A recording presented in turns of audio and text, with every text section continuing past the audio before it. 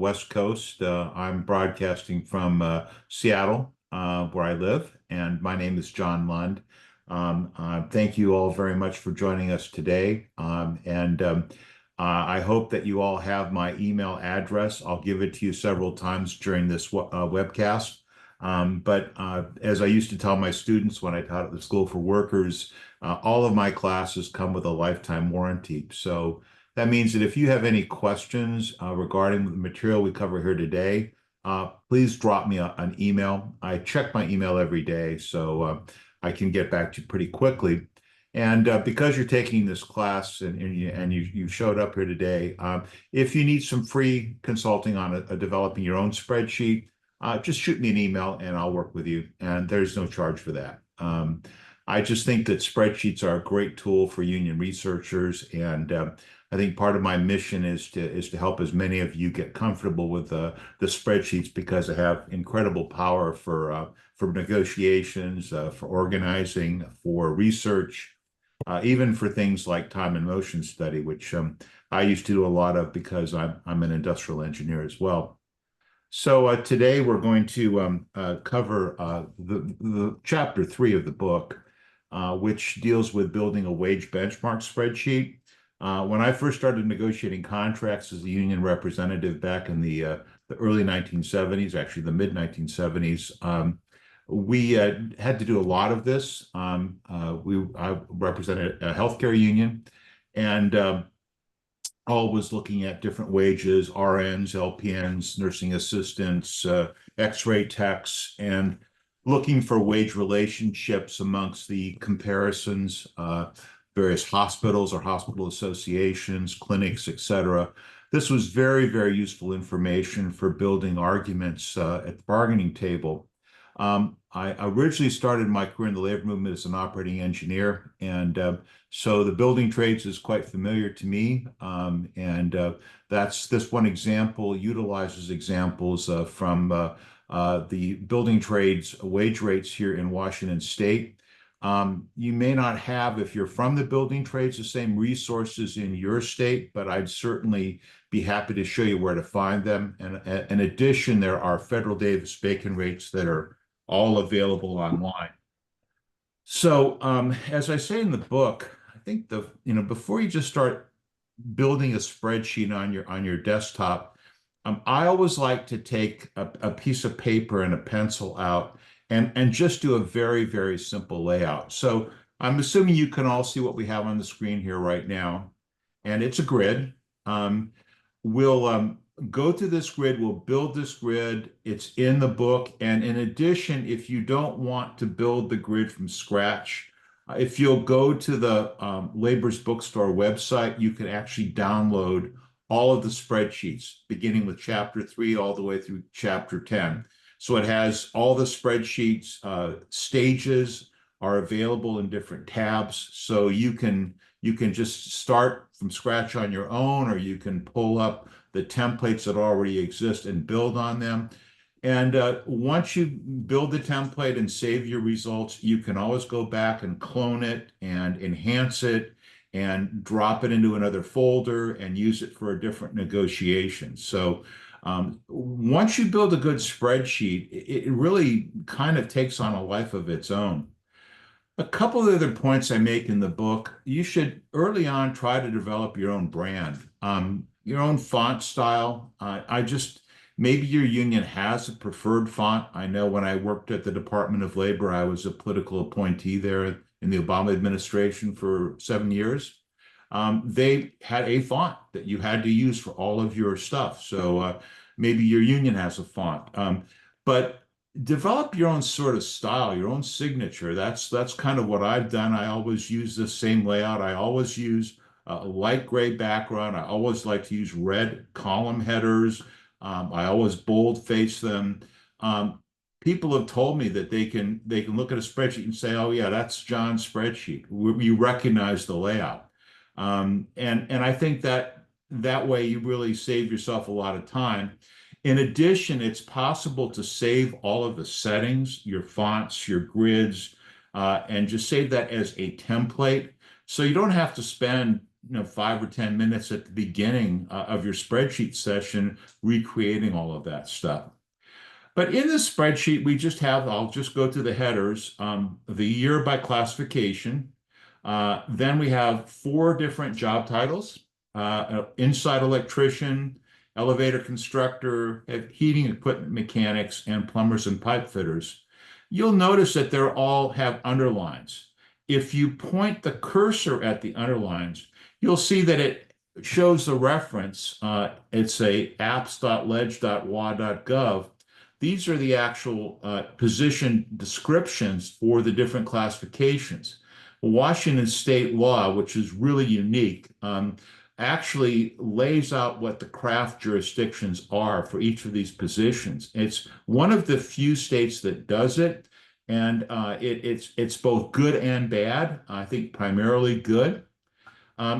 Also, the wages typically are updated every July 1st. That's when most collective bargaining agreements take effect. So we're going to be looking at a 5-year series, and towards the end of today's session, we'll add an additional year. So in setting this up, you just basically start typing, and you do all the typing work here, and then you can enter the dates. Typically, what I would do is I would just highlight the whole thing like so, and I would go in and lay down a grid pattern like that. I would swipe the column header row, row 1, and I would select boldface and the red type and center it. And now then, for all the stuff that's wage related, I can come in and highlight that, go in and grab the currency indicator, and now it's all formatted for that. Now the total change, we're going to do some formulas here. And I don't know how familiar you all are with Excel, but this is something that it's just good to get into the habit of very early on. I say in the book, always use a formula whenever you can, because formulas save you having to make a lot of changes as long as you get the formulas right. You always start a formula in Excel, typically with an equal sign, as I just type in here. And then you type in the formula, which will be the total change, which is this value here. For some reason, it's not.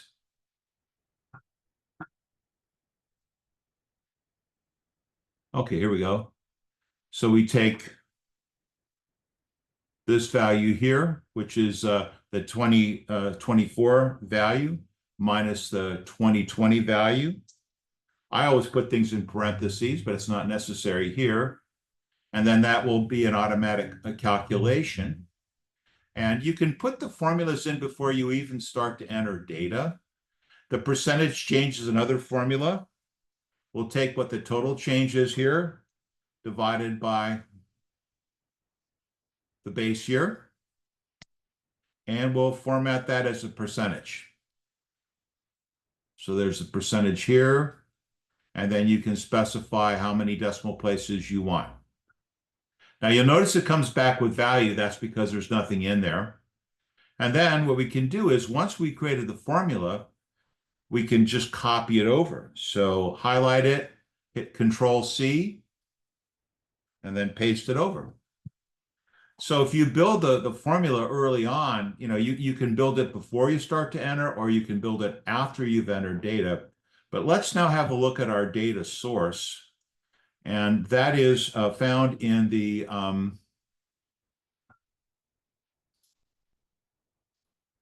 journey level wages. So I give you the link in the book for this. And this allows you to go into the Washington State database. I'll just close this one here.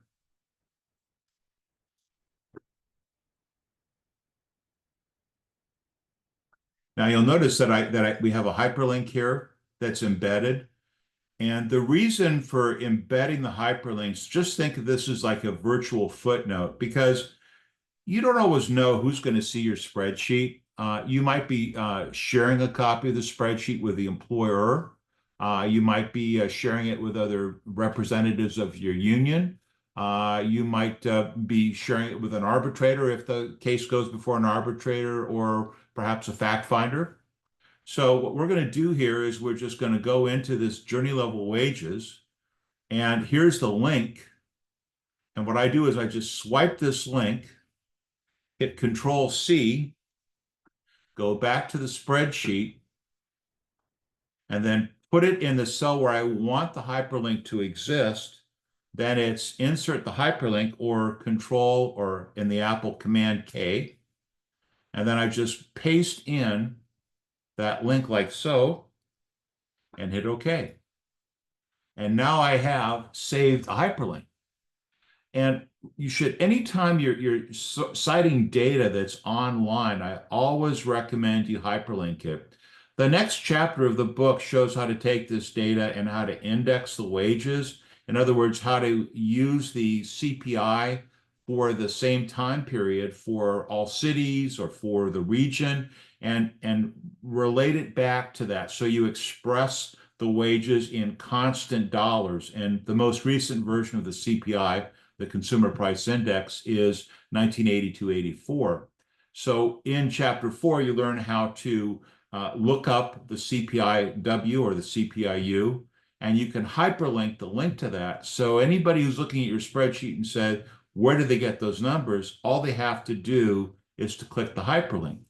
Now, by the same token, I've decided here to use 4 comparison groups. These are all what we would call in the building trades, the mechanical trades. And at least 3 of the 4 are certified by the state of Washington. In other words, if you're a wireman or a wire person, you have to have a license from the state of Washington. By the same token, so do plumbers, and so do elevator constructors. Heating equipment mechanics do not. But these, when you're bargaining, let's say if you're the IBW, the electricians union, or the plumbers, these are the typical comparisons you would look at. So what we're going to do is we're going to look at these wage rates for a 5-year period of time to see how well they track. And one of the things we try to look at in these kinds of relationships is we look at parity. This is what our finished graph is going to look like. So here in orange, we have the elevator constructors.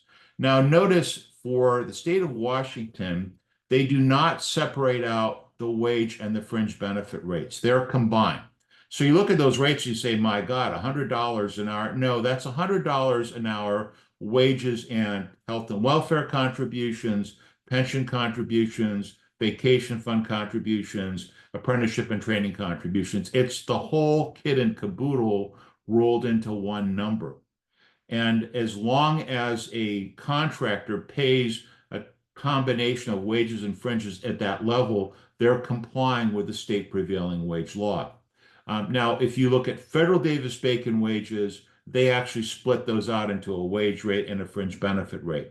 If we were looking, for example, at registered nurses, or we were looking at, city planners or whatever occupational group, we would try to make the comparisons for the same job classification across different employers. And there, it's really, really important that you have a standardized job description. So if you're looking at a registered nurse, that's a fairly standardized job description because there's some kind of a registration process or certification process that you have to go through. When you start to compare, say, certain classes of factory workers, for example, let's say an assembler or a spray painter, there the comparisons get a little bit more murky because what spray painter A does at employer X may be a lot different than what spray painter B does at employer Y. So wherever possible, having the supporting job descriptions so you can see there, this is the same job we're comparing across ranges, that would be really, really helpful to have. What we have in our spreadsheet here is we have a hyperlink to the state definition of what constitutes an inside electrician. So if we click this hyperlink, it takes us, and this is what an inside wireman electrician does. So if anybody says, well, how do I know you're not looking at a cable splicer? How do I know you're not looking at a certified welder electrician? It's because we have these state job descriptions that are actually part of the state administrative code.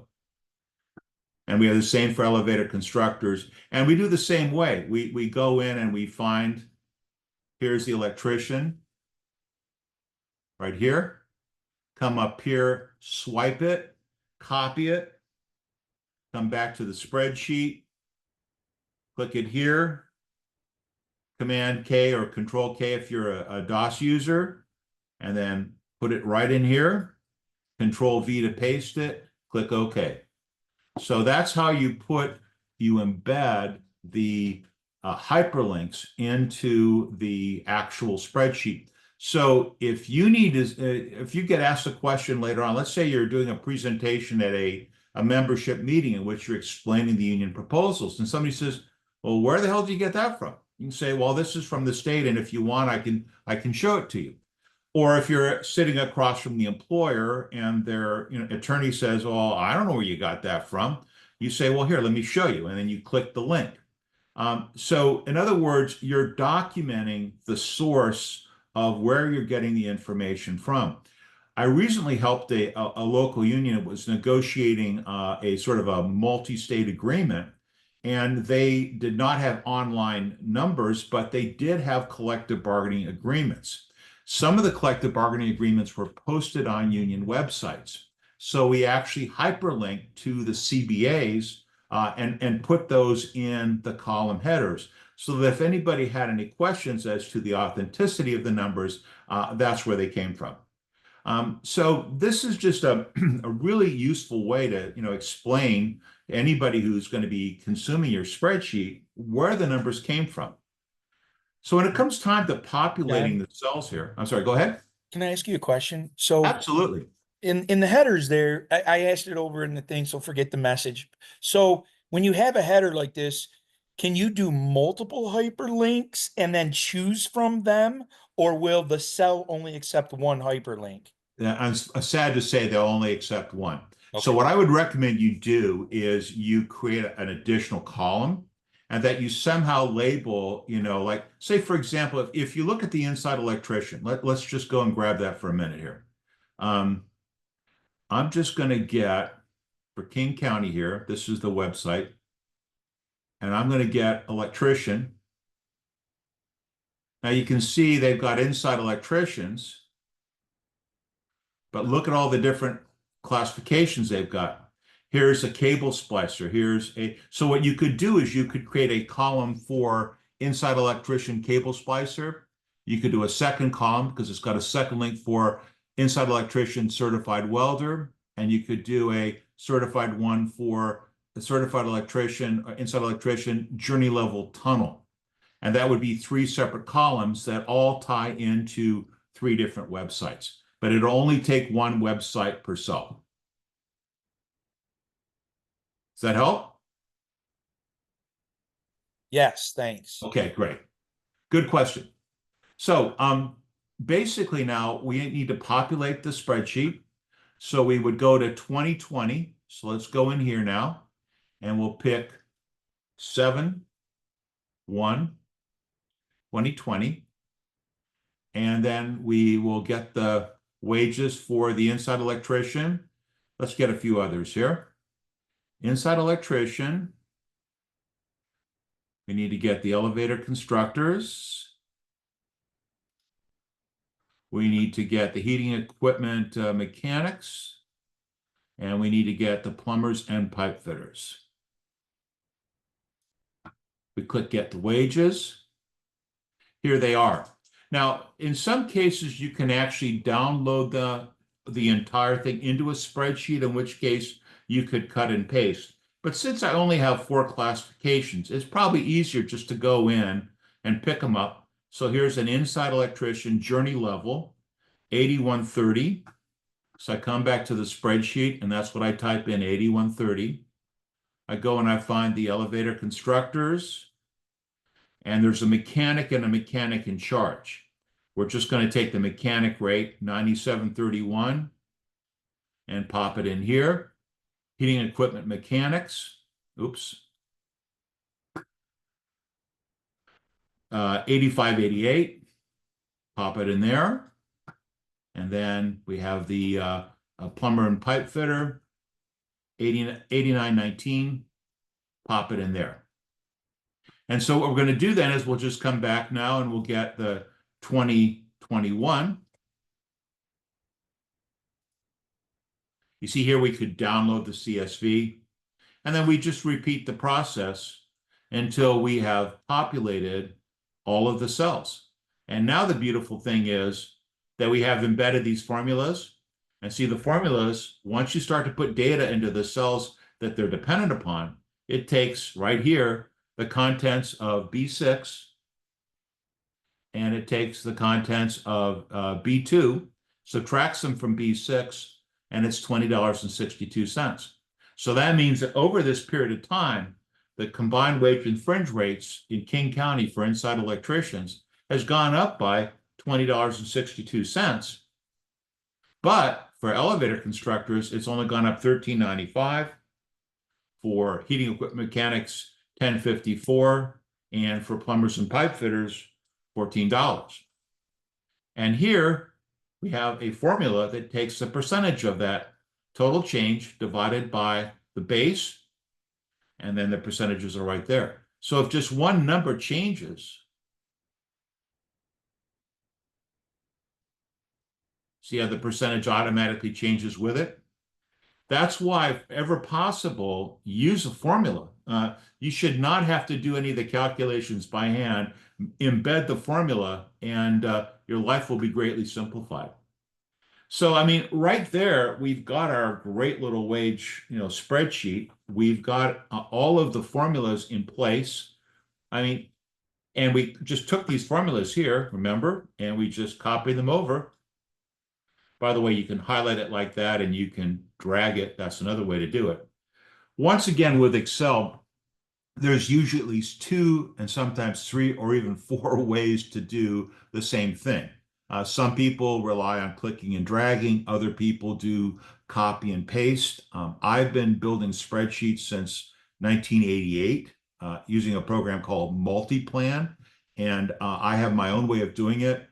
And the other problem, of course, is that the version of Excel that you have may differ from the one that is used in the book. So I'll warn you right off the bat, that could bedevil you a little bit. I noticed just in preparing for today that I got an automatic upgrade of my Excel, and wouldn't you know, they've gone and changed the format for graphing slightly. But after a little bit of fooling around, I figured it out, and it worked out just fine. So what we have now is basically something that we could use for just about any situation. What I thought I would do is I thought I would update this with you. So I'm just going to, since we have 2025 data available, why don't we just go and pull that down? So what I did here is I just inserted a row. So I just come in here and click like that, come up to insert. And now I'll type in 2025. Oops. Yes, you can make typing mistakes. Now I'll go back in and I'll say, let's have 7/1/25. And now I just have to come and get the wages. Here's inside journey level electrician 107.44.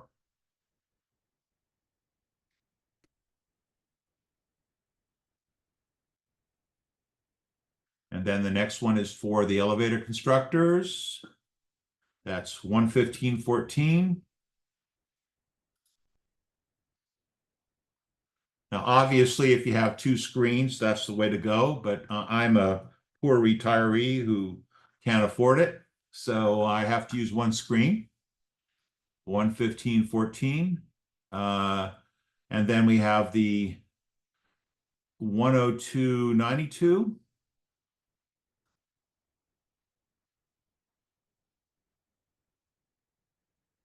And then the plumbers and pipe fitters, 107.59.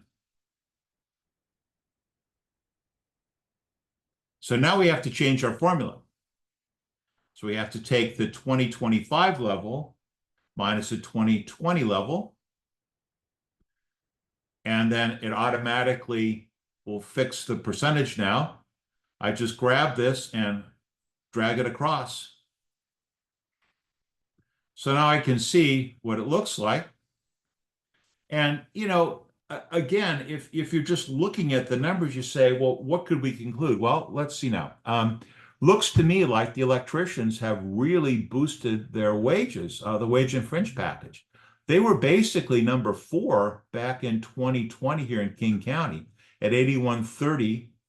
They were about nearly $8 an hour behind the plumbers and pipe fitters. In the building and construction trades, the plumbers and the pipe fitters and the electricians are always struggling for more or less parity.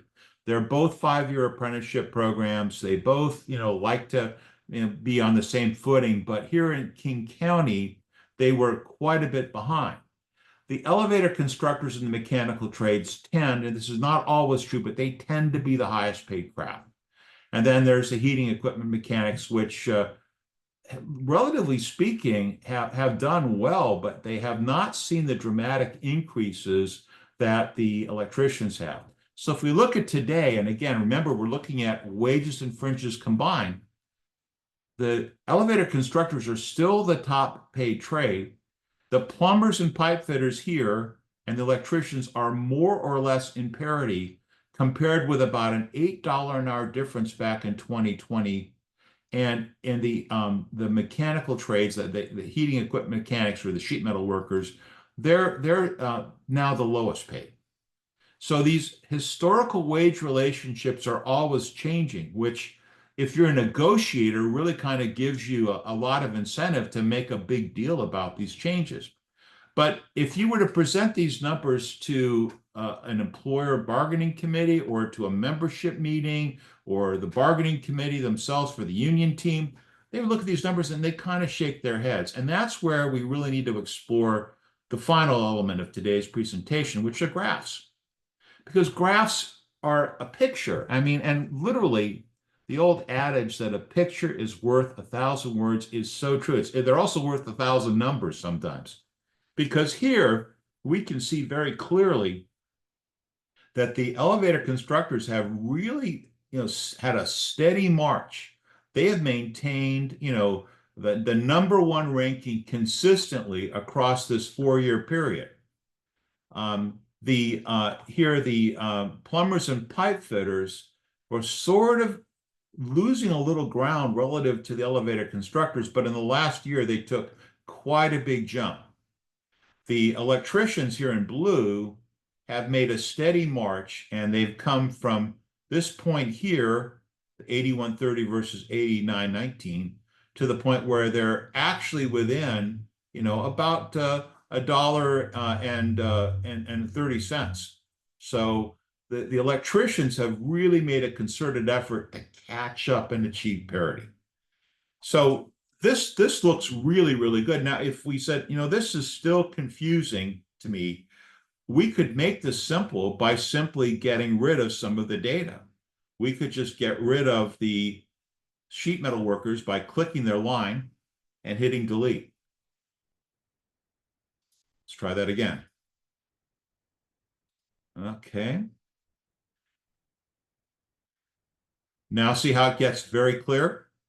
We took that confusing element out. And this is a lot of where, sort of presentation really kind of takes over, because if you really want to make the simplest case and you really want to stress the maintenance or development of parity, the real comparison is between the plumbers and the pipe fitters on the one hand and the electricians on the other. So let's get rid of the elevator constructors. Now we can really see the difference here. Now, the other little trick I want to sort of clue you in on is if you really want to accentuate the difference, change the boundaries of the vertical or y-axis. So the trick there is double-click that axis. Try that again. It's not letting me do that. This is really kind of frustrating here. Here we are. So I would come here to the boundaries and I'll start with 80. Yeah, that's about right. We could say 80 to 100. And you see what that does over here? It really makes that comparison really sharp. You can see here how wide the gap was, but you see how the gap is narrowing, narrowing, narrowing all the way down. So that's just something to consider. But let's now take a few minutes and let's build a graph together. We'll start here with the finished data. And again, this is all covered in the book, so it shouldn't be that difficult to go through step by step. But I want to go through this a couple of times. We'll do it with just the 5 years worth of data, and then we'll do it with the 6 years worth of data. So if you see anything that's causing you problems along the way, just shout out, and we'll go back and do it again. And once again, let me repeat, you may have a spreadsheet in mind that you're already working with, or you're about to create that's using a different set of benchmarks. If you want me to have a look at it, if you want me to work through it with you, make some suggestions, just email it to me and you got my time. And again, there's no charge for that. This is I want you to be confident in building these graphs and building these benchmarks, because I really think it helps inform your bargaining process, and I think it helps you build better outcomes. So the first thing to do with a graph is to highlight what you're going to need. Now, I'm going to need the years, and I'm going to need the classifications, and I'm going to need the data. I don't need to graph the total change, and I don't need to graph the percentage change. So I just highlight what I need. I go to Insert, and here are the recommended charts. I'm going to pick up the line graph. I don't really, for wage benchmarking, care for bar charts or column charts. I don't think it really shows the differences that well, especially when we have 4 comparisons being drawn. Now, you can always decide differently. That's fine. But I'm going to just do a line chart. I'm kind of a line chart person. Now, we look at this graph and we say, what the heck is that? Well, the problem is it's got things kind of cattywampus. So we have to go up and click Switch the rows and the columns. Once we do that, we say, that's better, John? And to which I would say, oh, you've little faith, because what's happening here is it's graphing the years of comparison. So it's graphing 2020, 2021, 2022, and so forth. Let's click that line and we'll get rid of it. Now we get it. So what we have to do here is we have to clean the chart up. The nice thing about Excel is it really gives you a pretty quick chart view. And there's some techniques that, the sort of more advanced techniques that I can show you for creating a quick view of the chart, but this will do for now. I like to kind of work sort of clockwise. You can go counterclockwise or you can go clockwise. Let's start with a chart. So start by double-clicking the chart title, and now we're going to type in our chart title. It's King County Craft Benchmarks. And there it is. There's our title. Now what we can do here is we can come in over here with a chart, and we can change it position. We can change the font. I'll make it a 12 point. And so that fits in a little bit better. The other thing is I can grab the file handle and I can make this chart bigger. But that's the first thing, is to get your chart title. Now I'm going to go down below here and I'm going to look at this axis where it's got the years. So I double click that and I come over to this chart and I click data. And now what I want to do is I want this to be the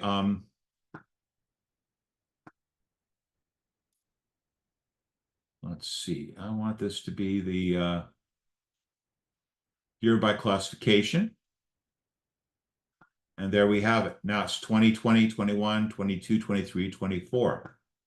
Now the next step is let's change the boundaries of the vertical axis, the y-axis. So double click that axis, come over here to chart and click format. And now let's change the bounds. Our lowest value is about 80, and our highest value is about 100 and something, 111. So let's try here. We'll go with 80, and we'll go to 115. Now, see what that does is it pulls it apart. So if you want to accentuate the differences, pull the upper boundaries and the lower boundaries closer together. If you want to minimize differences, stretch them out.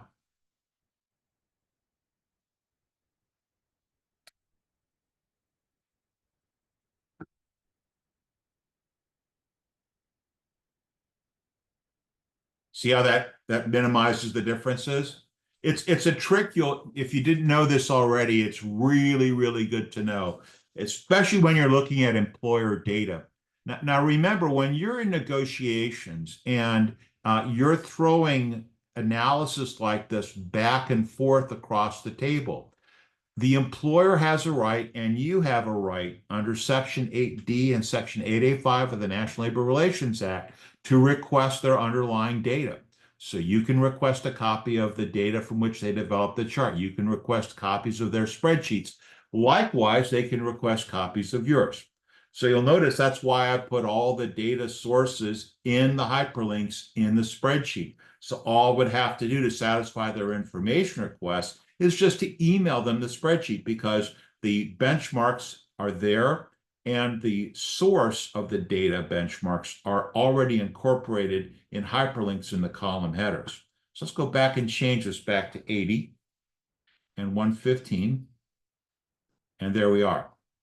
Now, the final step here is to put in some, this may be satisfactory right here. I think you might want to add some data points. So just click the first one and come in here, and it's the marker options. We can pick a marker. We'll just pick a dot. And you see now we actually have dots in here. Or we can pick a different marker. We can pick a triangle.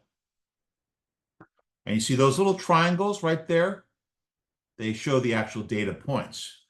We can also, if we want, come down here and click data labels, click it on, and there are the data labels. The data labels, we can also, where do we want them to appear? They can appear centered, they can appear below, they can appear above.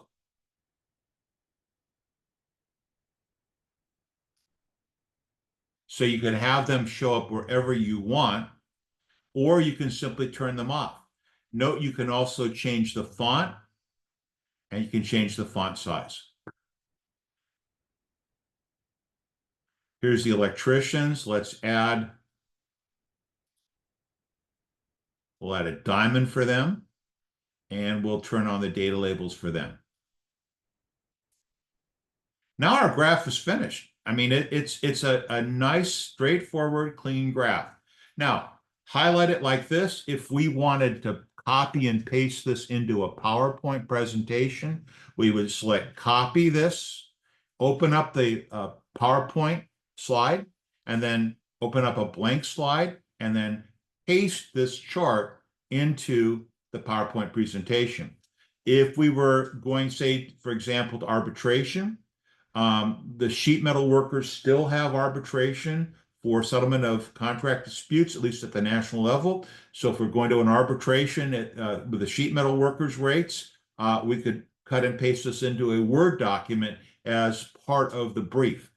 In addition, if you wanted to do a slideshow presentation, you could put it in a PowerPoint, or you could just simply present it at the, with a projector at a union meeting.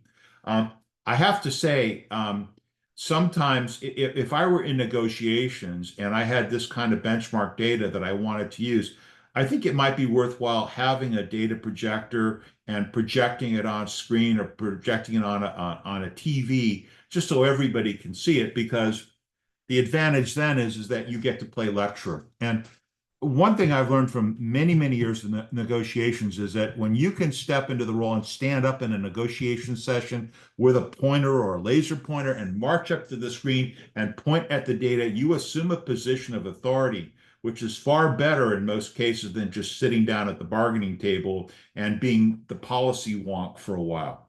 So sometimes if you can actually present this data that you found up on the screen, stand up, narrate them through it, walk through it, answer questions, that tends to have a real impression on the other team. And it also, builds some confidence with your own negotiating team.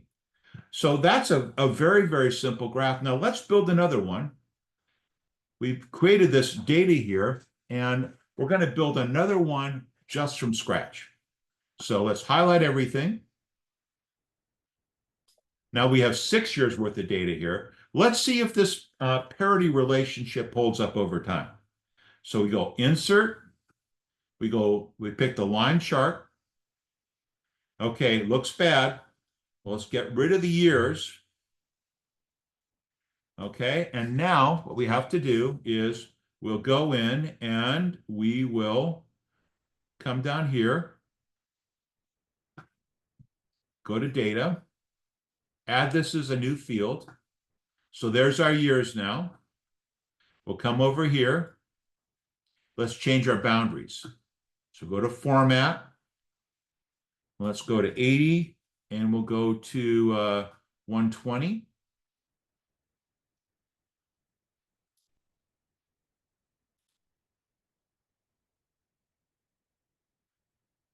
Once again, probably better if we make this a little bit bigger. You can always take this, if you don't want to look at the underlying data, move it to the screen here. You can even copy and paste it. So just select it, copy, open up a new sheet, and paste it. So now it's on its own little spreadsheet. And then we can still come in here and we can add our marker options.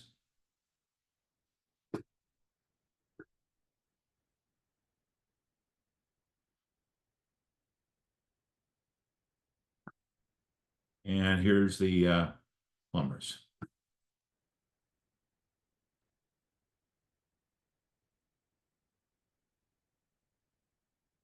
I'm just going to go and get rid of the the heating mechanic here. And I'm going to get rid of the elevator constructors. And what's happened to the parity relationship? See back here, we're getting close, but here, they're almost at parity. So historically, what's happened is the electricians have made steady, steady gains, and the plumbers have eroded it. They were not negotiating as big an increases. They sort of maintained parity, but now they're coming closer together. So that's how you do the graphs. Now, a couple sort of traps to watch out for. First of all, make sure when you're specifying the graph that you get only the data that you need, okay? If you put in total change, you can do that, and that'll be just another thing you have to eliminate. See, so this gets really wonky. So I have to come in here and I have to get rid of total change, first of all. And then I have to get rid of the years, okay? So now we have this, and I have to turn this around. And here's that total change. So total change, we got to get rid of that. So the best thing to do, quite honestly, is just make sure that you grab the data you need. Okay, so then we select, insert, click the chart we want, switch our rows, get rid of the y-axis, and now we just have to label that axis, go to data, add a field. That's done.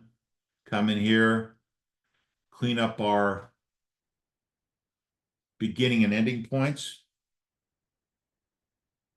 And then the last step, of course, is put in our title, and then we put in the labels. We can make this chart bigger if we want. Now, you might just say, yeah, I wonder if we did a different kind of chart. You can play around with that, or see up here now, they've got the chart title. Here you've got the titles of the axes you can put in. You can play with the data labels here. There's lots and lots of different things that you can do. They've actually added more functionality with the new version of Excel. But the basics are the same. Highlight what you want, select the graph, clean up the data, put in the titles, change the upper and lower boundaries of the y-axis, and you're done. So that, my friends, is really the nuts and bolts of building, a wage benchmark spreadsheet. So let's just kind of go out there on a limb a little bit and let's design a spreadsheet that might be of more interest to some of you who are not in the building trades. We have some public employees, and do we have any nurses on the phone today? Any RNs? Hello? Okay, I guess not. I will just create a different kind of chart then. And we'll put it in a different order this time. Let's say we're going to do different employers.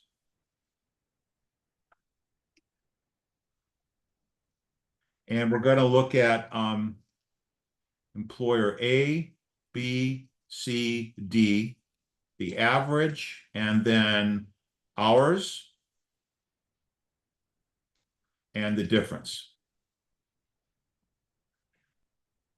And let's say that this is, we'll do, for lack of I've done this quite a bit, we'll do top step base of a firefighter.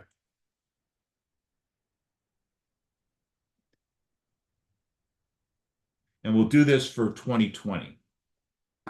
So TSB means the top step, which is the highest that you can get into after years of service, and without any of the add-ons like, EMT pay and various specialty pays. So we'll do that for 2021. Let's just call this FFTSB 2020, FFTSB 2021, FSB firefighter TSB.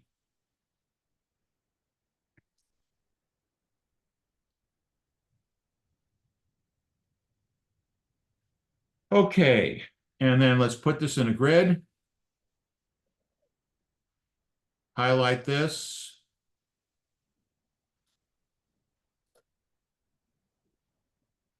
And we'll just make the columns more similar. And we'll do this all in currency. Okay, so now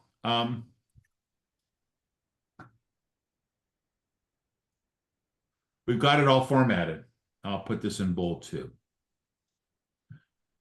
Now, again, there's no reason why I couldn't have just taken one of these other files and edited it, because it had all of the formatting saved, but I just decided to go ahead and create a new one. And you probably think, gee, you did that awful fast. Well, when you've done this stuff for more than 40 years, you kind of, just get pretty quick at doing it. But this is all described in the first two chapters of the book in terms of, having your standard template, your standard fonts. I do this all in Calibri, but you can pick your own font.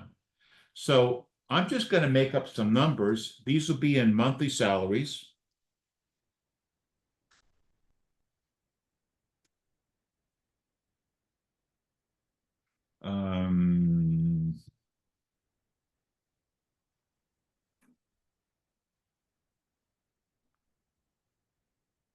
So let's say that our monthly top step base is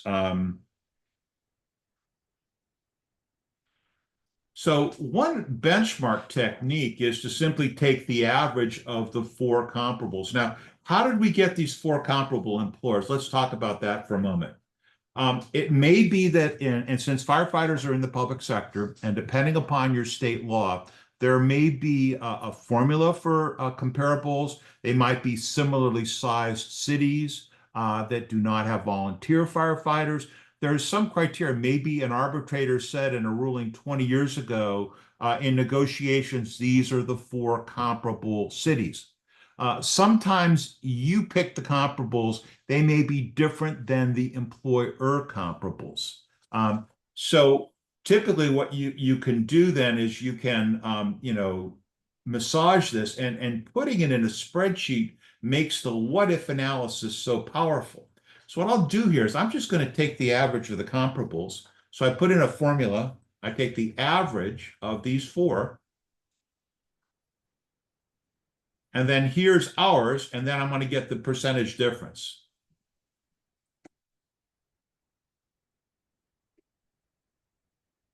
So that formula is to take, open parentheses, take that minus that, which is the average, divided by the average. And we'll put that in percentage format. So what this tells us is in 2020, we were 3.76% below the average of our comparables. Now you can imagine what a nice graph this will make. So then all we have to do is finish populating the data. And if you can have 5 years worth of data, you can do some really nice benchmarking graphs.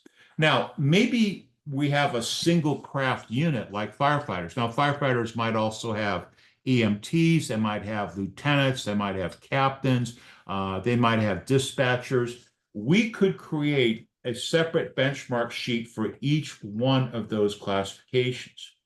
Now, I think we have some people here from SEIU 509 in Massachusetts, which is a very large public sector unit. You may decide you have a number of key classifications, like social worker or say, for example, financial service counselor or a job service intake.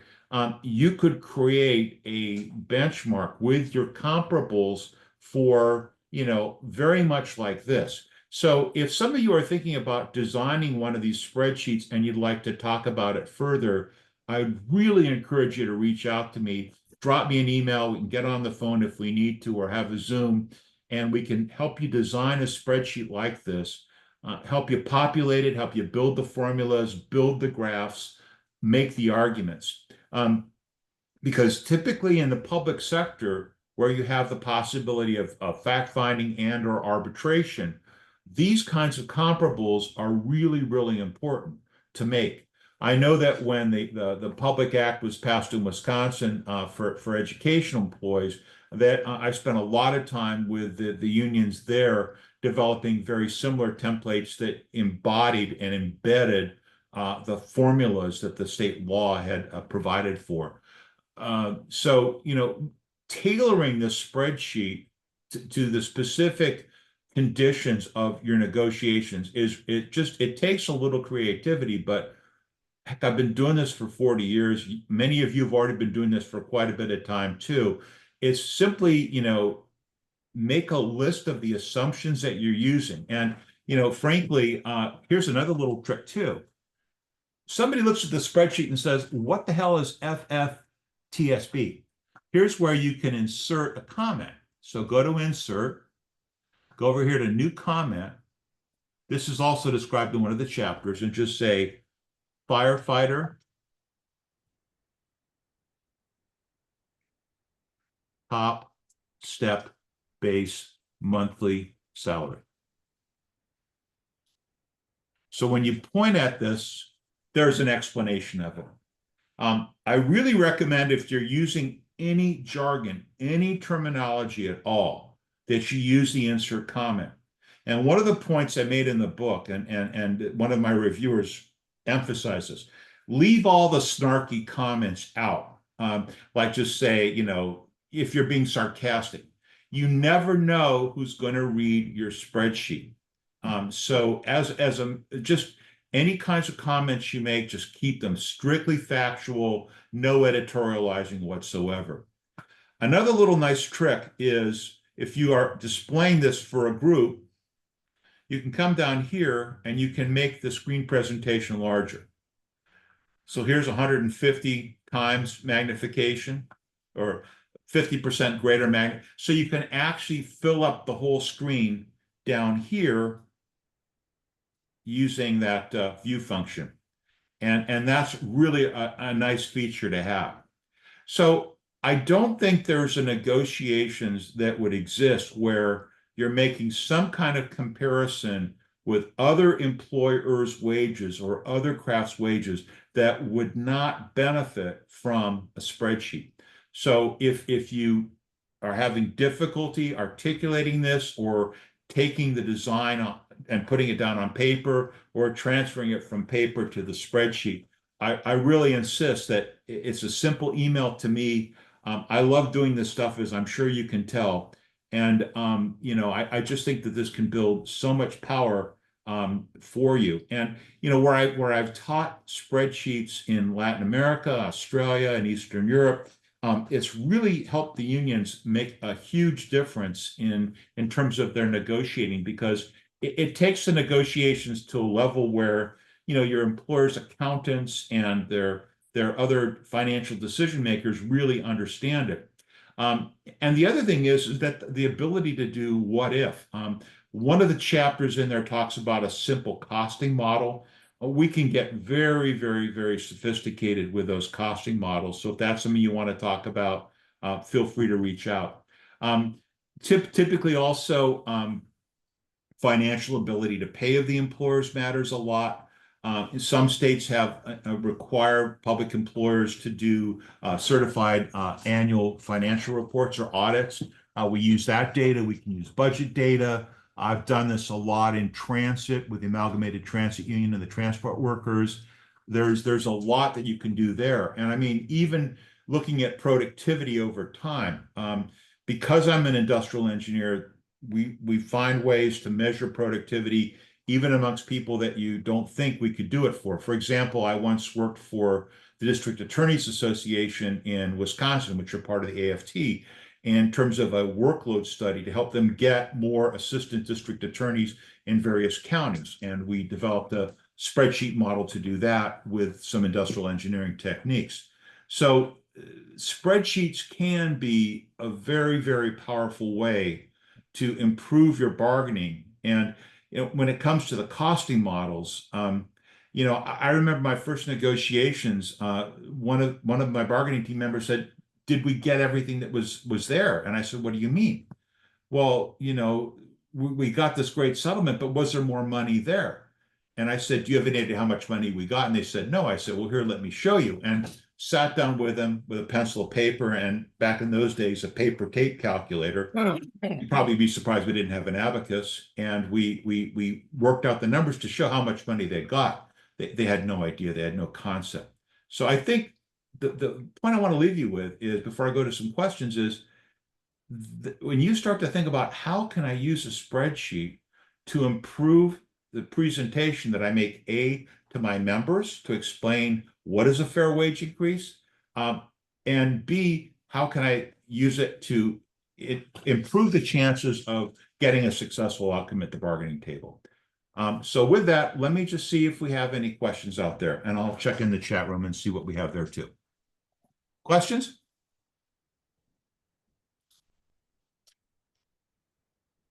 No questions. I'm actually just going to look forward to rewatching it to kind of slow it down for me so that I can see, like, when you're creating the chart, because Yeah. it was, switching the axis and renaming things, and it was very quick, but I'm Oh, I'm happy happy to do it again. We have time if you'd like.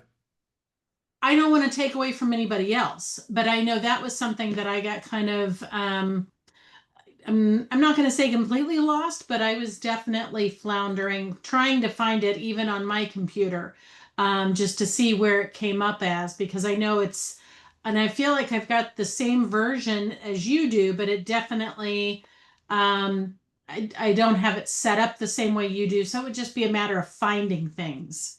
Yeah, So I think that's true, but I don't think anybody would mind if I just slowed it down and did it one more time. Is that okay? I'm cool So with it. let me do this one more time. All right, thank you. Yeah, look, this is your program. You're the ones that are giving up your dinner hour, many of you to do this. So I really don't mind. It's only 4 o'clock here in Seattle. So what I start off by doing is you have to have a fully finished spreadsheet, obviously. Although if you specify ranges of cells that are not yet populated, Excel's charting will pick up those new entries or changed entries. So start by swiping the data you want to graph. That's step one. You have to tell Excel what to graph. Okay. Okay, the next step is go to the insert and then find the recommended chart. Now, again, they have more different kinds of charts. And, honestly, the only charts I really use are line charts. And if I'm running regression analysis, like for job evaluation or time study data, I'll use scatter plots. Pie charts to me are just a waste of time.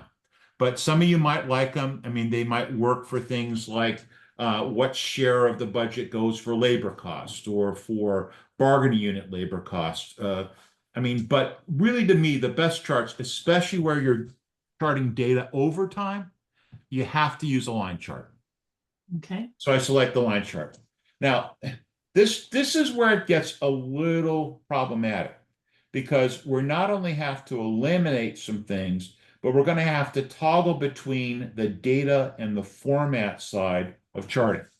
So you look at this blue line here, and you look down here, and it says, that's a year by classification. Now remember, our years go from 2020 to 2025.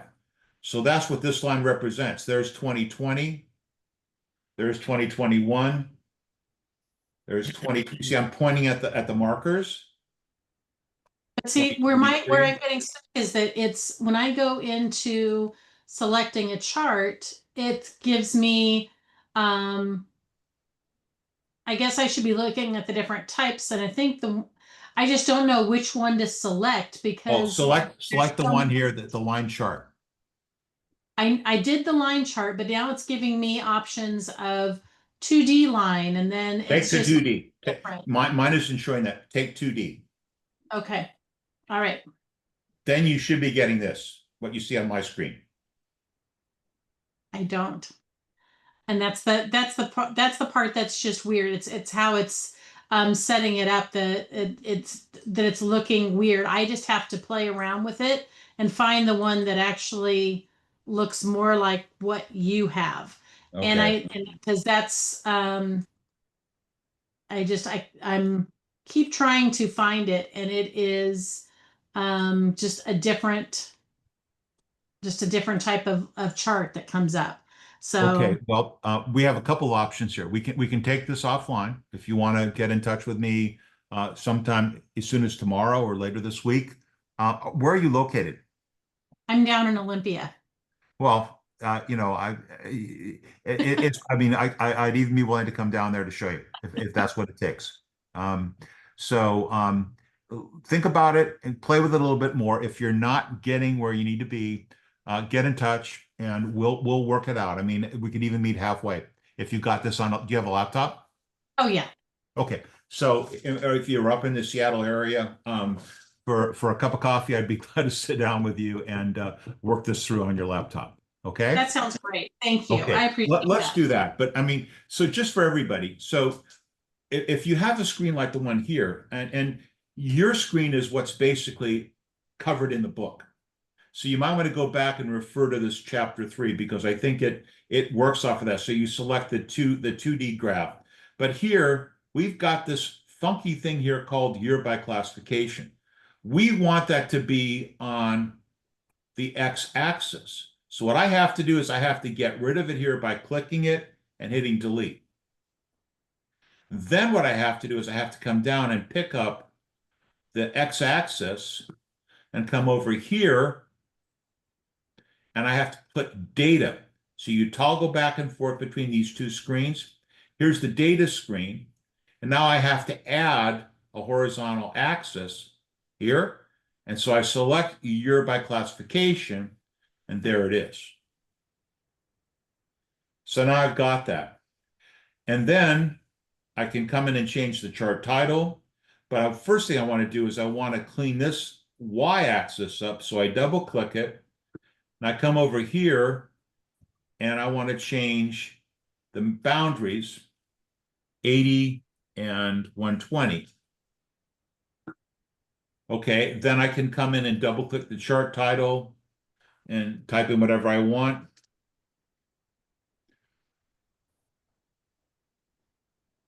And then if I want to label these, I can click the markers, pick the marker style. And if I want labels, I come down here and I click data labels. Once I click data labels, I can specify the font and the font size, and I can put where I want them to be positioned. I can put them to the right, on the center, or on the above. Now, this is particularly important if we have two lines that are close together.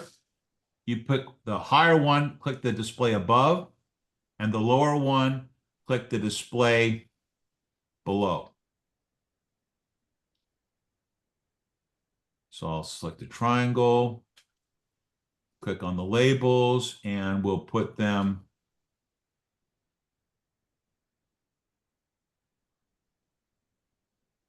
below. So you see what that does? They don't overlap each other. I mean, there's some other things that you can do with this, but this is your basic chart. And so, like I said, not everybody's going to be as convenient to Seattle as the person I was just speaking with, but you know, whatever it takes. I mean, if we have to do a Zoom call and I give control over to your computer so you can show me what's on your screen, I want you guys to feel comfortable with this. I mean, normally if I were teaching this in a classroom environment, I would just roller skate over to your computer terminal and make sure that you were getting what you're supposed to be getting on screen. We don't have that facility right now, but I want to make sure that you guys are comfortable with this because, quite frankly, building the benchmark is not the hard part. The hard part is the graphing, and that's why every one of the chapters, or not every one of them, but most of them, has a graphing component in it, so that you can hopefully, you know, become more efficient with creating and designing and implementing graphs. Okay, let me see if there's any other questions.